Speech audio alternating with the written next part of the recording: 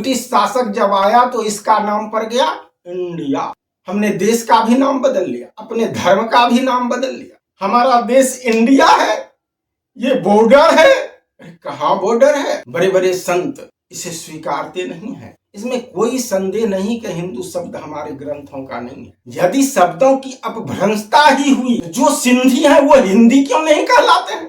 ये लोगों के दिमाग में साइकोलॉजिकल इफेक्ट भरने वाले कौन है कि स अपभ्रंशित होके हो गया।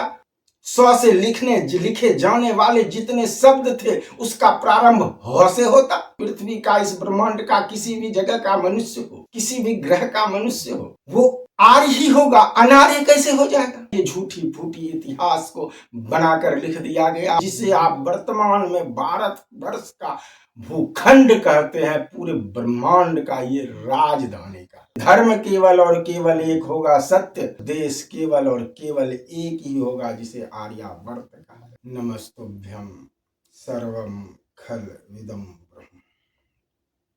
आप सभी को मेरा कोटि कोटि साधुवाद। कहीं हमारे शास्त्रों में हिंदू धर्म, सनातन धर्म बोल के कोई स्थापना नहीं है। हमारे हिंदू भाई को, सनातनी भाई को इस बातों से दुख अवश्य होगा। आज भी इस बातों पर लड़ाई, कई डिबेट्स चलते रहते हैं।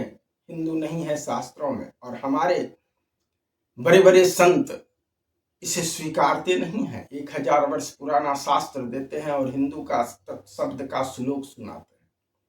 इसमें कोई संदेह नहीं कि हिंदू शब्द हमारे ग्रंथों का नहीं है। 1200 साल, 1500 साल पूर्व हिंदू शब्द हमारे ग्रंथों में है ही नहीं। आप कहेंगे मैं हिंदू विरोधी नहीं, मैं शाश्वत बता। मैंने महर्षि मही जी का एक पुस्तक पढ़ा था। बहुत ही उत्कृष्ट संत रहे हैं हमारे क्षेत्र के। उन्होंने किसी कवि का, मुझे याद नहीं, चूंकि मैं उस समय 5वीं कक्षा या 6ठी कक्षा में पढ़ता था जब मैंने उनका पढ़ा था। उन्होंने किसी कवि का उल्लेख करते हुए कहा था कि यह हिंद शब्द अरबी या फारसी या ऐसा ही कोई शब्द है। मैं निश्चित नहीं, चूंकि मैंने कह दिया, मैंने बहुत 85 में, 1985 में मैंने इसे पढ़ा था या 86 में मैंने पढ़ा था, स्पष्ट मुझे याद नहीं है। तो ये हिंद शब्द जो है हमारे भारत की संस्कृति का, सनातन के संस्कृति का यह नहीं है। यह अरबों की, मुगलों का शब्द है। और इस शब्द का उपयोग हमारे भारतवासी को, जो गद्दार थे, जो अपने ही भाई से, अपने ही शासक से, अपने ही राजा से गद्दारी करते थे, अपने ही देश से गद्दारी जो करते थे और जाके जो मुगलों से मिले थे, उस व्यक्ति को संबोधित करने के लिए उन्होंने हिंद शब्द का इस्तेमाल किया था। जैसा कि महर्षि मेही जी ने उस पुस्तक में उस कवि के बातों को लिखा था। हिंद का अर्थ उन्होंने दिया था काला दिल वाला, जिसका दिल काला हो, जो किसी का नहीं हो, न भाई का, न पत्नी का, न पिता का, न पुत्र का, न समाज का, न देश का, न ही मानवता का, जो किसी का नहीं हो, वो काला दिल वाला, वो उसको हिंद कहा। हिंद कह के संबोधित करता था उसको, जो अपने ही भाई से विरोध करके, छल करके, कपट करके, धोखा देके उसको जाके दूसरे दुश्मन से जाके मिलता था, उसको हिंद कह के संबोधित करता था। ये हिंद, हिंदू धर्म हम लोग तब से धीरे धीरे कहते कहते कहते कालांतर में हम लोग सनातन से अपने आप को हिंदू धर्म कहने लगे। ये हमारे भारत में ना ये एक बहुत खराब प्रक्रिया है। हम किसी के भी नाम को ले लेते हैं, किसी के नाम को ले लेते हैं, तुरंत स्वीकार कर लेते हैं। नाम बदलने में भारतवासी बड़ा तेज है। वो मैंने शुरू में कहा था ना, वो एक स्मार्ट भजन मुझे याद आता है। उसी तरह से भारत भी कहता है, मुझे तुम जो कहो, प्रेमी, आशिक, आवारा, पागल, मजनू, दीवाना, मोहब्बत में ये नाम हमको मिले हैं, तुम्हें जो पसंद हो अजीब।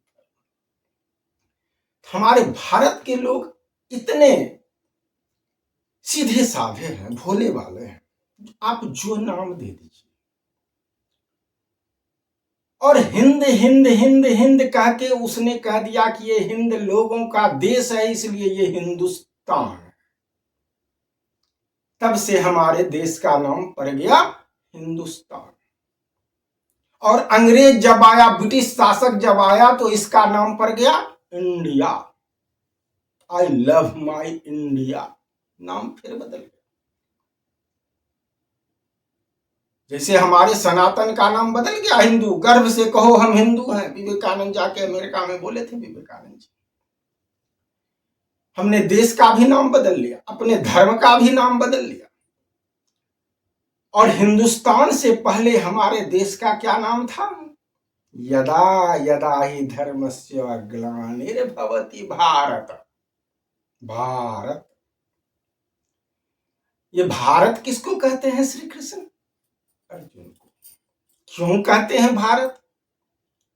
तो भरत एक वीर बालक जो विश्वामित्र और मेनका से उत्पन्न एक पुत्री शकुंतला थी, उस शकुंतला और दुष्यंत का विवाह हुआ और उसी के खानदान से ये कौरव पांडव जन्म लिए। इसीलिए इनको, और उनसे जो भरत पुत्र हुआ वो शेर के मुंह में बचपन में 7 साल की उम्र में शेर से खेलता था, इतना वीर बालक था। होना भी चाहिए, इतने बड़े ब्रह्म ऋषि, राज ऋषि विश्वामित्र और अप्सरा स्वर्ग की मेनका दोनों इतने शक्तिशाली और इतने उच्च ज्ञान और शक्ति के प्रिय थे, और तो उसका बालक, उससे उत्पन्न बच्चा कैसा होगा? वीर, महावीर, सूरवीर होगा ही होगा। तो जब से वह बालक भरत, उसका नाम भरत रखा गया था, जब से उस भरत की गाथा आई तब से इस देश का नाम भारत हो गया। तो इससे पहले इस देश का नाम क्या था? भारत, यानी अर्जुन को भारत कहते हैं, हे भरत के वंशज, अर्थात भारत। तो ये भारत नाम पड़ा, बड़ा तेज है हमारे देश के लोग नाम बदलने में, तुरंत नाम बदल लेते हैं।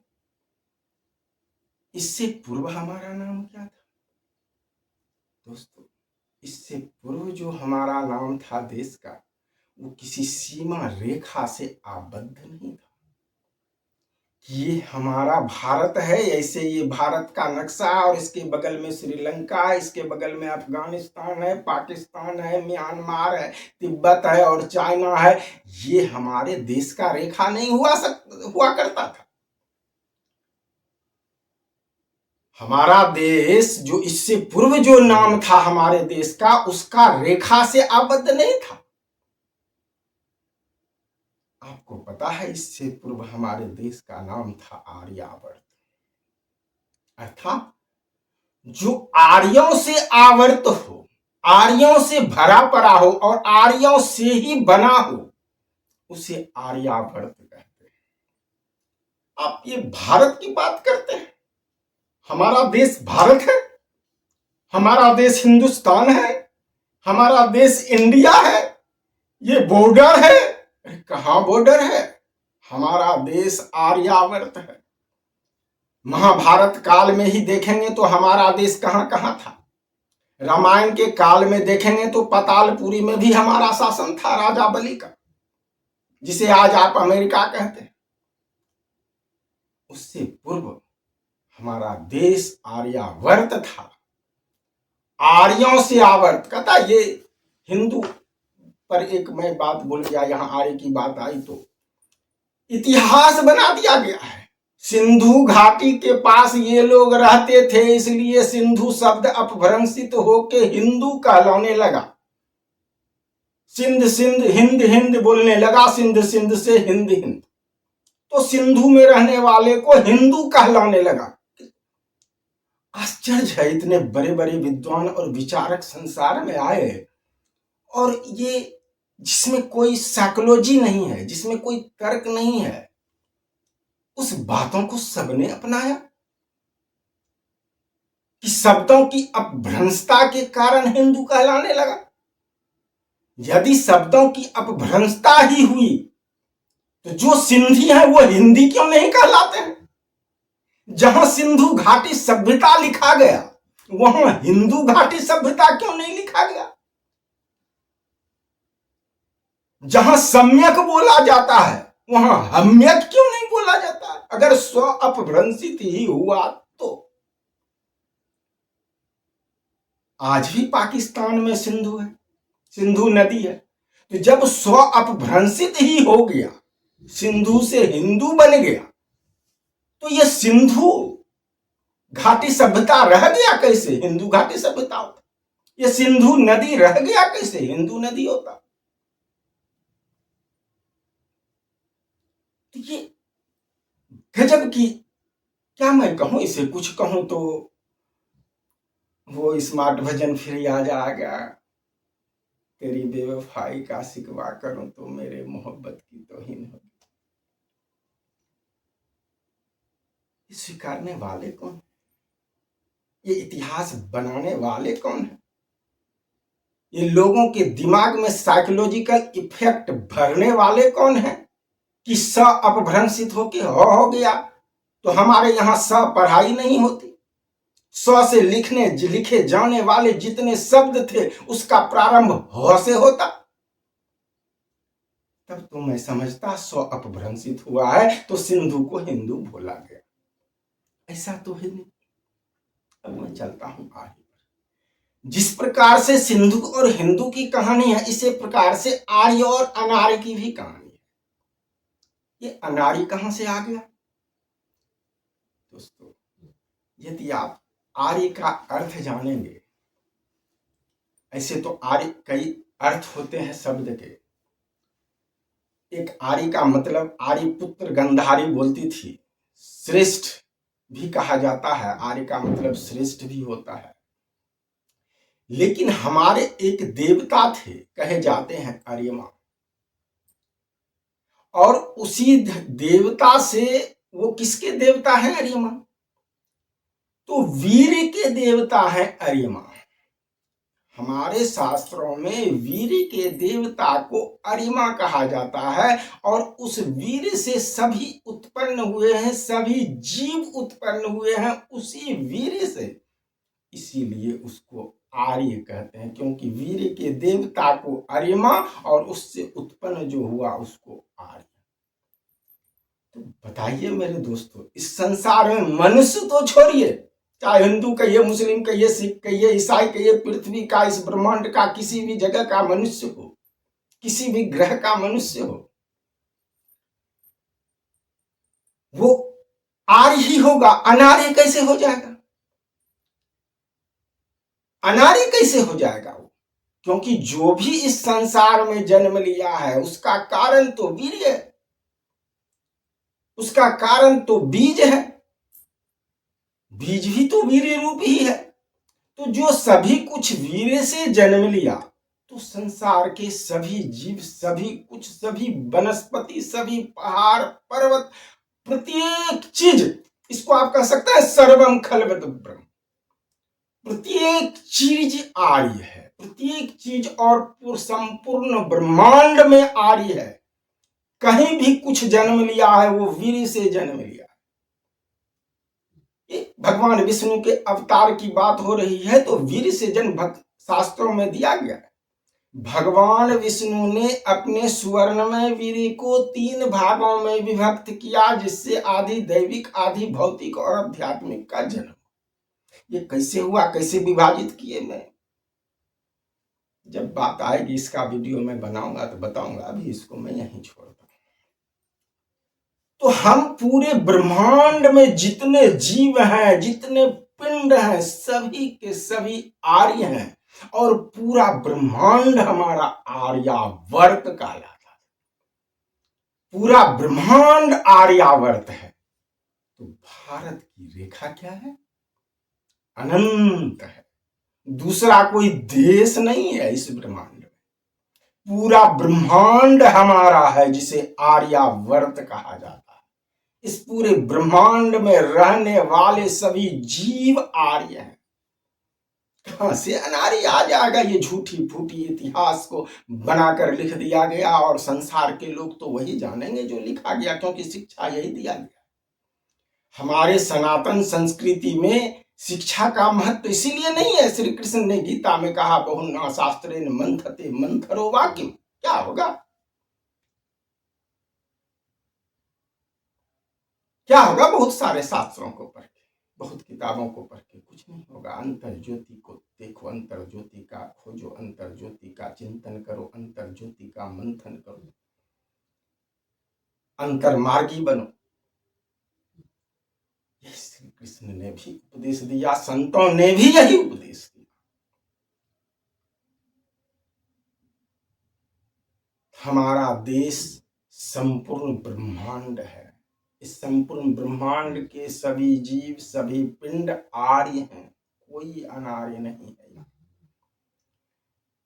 कोई कौन था अनार्य? कौरव या पांडव जिसमें युद्ध हुआ? रावण था अनार्य कि राम था अनार्य? कोई अनार्य नहीं है, सभी के सभी आर्य हैं, सभी के सभी श्रेष्ठ हैं। परंतु इस सृष्टि के ऐसा नियम होने के कारण ये सब घटित होता है। अपने स्वार्थ के वशीभूत के कारण, अज्ञानता के कारण ये सारा घटना संसार में घटित होता है। ये सभी कारण है, ये सभी कारण केवल सृष्टि का ऐसा जन्म होने के कारण, और ये सृष्टि कालीन से विज्ञान के अनुसार 16 खरब प्रकाश वर्ष हो गया यह 18 मनवंतर हमारा, और तब से ऐसा ही सृष्टि चल रहा है। तो जैसा मैंने अभी तक कहा, हमारा संकल्प यही है कि हम ऐसे सृष्टि को बदलेंगे और अवश्य बदलेंगे। जिसमें दुख है, सभी मानव जीव सहित त्रिदेवों सहित सभी को दुख है, उसके पीड़ा को, दुख को जब तक हम कष्ट नहीं करेंगे, दूर नहीं करेंगे, तब तक मानवता का दुख दूर नहीं हो सकता। ये धर्म क्या है हम लोग समझ गए होंगे अभी तक। किस धर्म की, जहां भी धर्म की बात हुई है शास्त्रों में, जहां भी धर्म की बात अगर की गई है, उसके पहले कोई उपसर्ग प्रत्यय लगाया गया है तो वह केवल केवल सत्य है। कई जगह श्री कृष्ण ने अर्जुन को कहा, उद्धव को कहा, हे अर्जुन तुम सत्य धर्मा हो, सनातन धर्मा नहीं, हिंदू धर्मा नहीं, सत्य धर्मा हो। यह सत्य धर्म ही संपूर्ण ब्रह्मांड का धर्म है, सत्य। और संपूर्ण ब्रह्मांड का जीव है आर्य, और संपूर्ण ब्रह्मांड हमारा देश है जिसे आर्यावर्त कहते हैं, और जिसकी राजधानी पृथ्वी में, जिसे आप वर्तमान में भारत वर्ष का भूखंड कहते हैं, पूरे ब्रह्मांड का ये राजधानी का, ये पूरे ब्रह्मांड पर शासन करता है। पृथ्वी, यहां भारतवर्ष में बैठ के लोग पूरे ब्रह्मांड पर शासन, इसी पृथ्वी पर रहने वाले, पिछले अध्याय मैंने कहा था, इसी पृथ्वी पर रहने वाले भृगु ने तीनों लोकों में जाके वैकुंठ लोक में भी विष्णु को लात मारा। ये तीनों लोकों पर राज इसी पृथ्वी के लोग करते हैं। क्यों? इसलिए कि ये पृथ्वी नहीं, संपूर्ण ब्रह्मांड आर्यावर्त हमारा देश है, और हम उसको लेंगे। एक स्थान के तरह देश का नाम रह जाएगा। देश केवल और केवल एक होगा, आर्यावर्त। जिस प्रकार से धर्म केवल और केवल एक होगा, सत्य, उसी प्रकार आने वाले समय में देश केवल और केवल एक ही होगा, जिसे आर्यावर्त कहा जाता है, जिसे यूनिवर्स कहते हैं, जिसे एंटायर यूनिवर्स, बियॉन्ड यूनिवर्स का अस्तित्व कहते हैं। एक ही देश। ओम हरिओम हरिओम।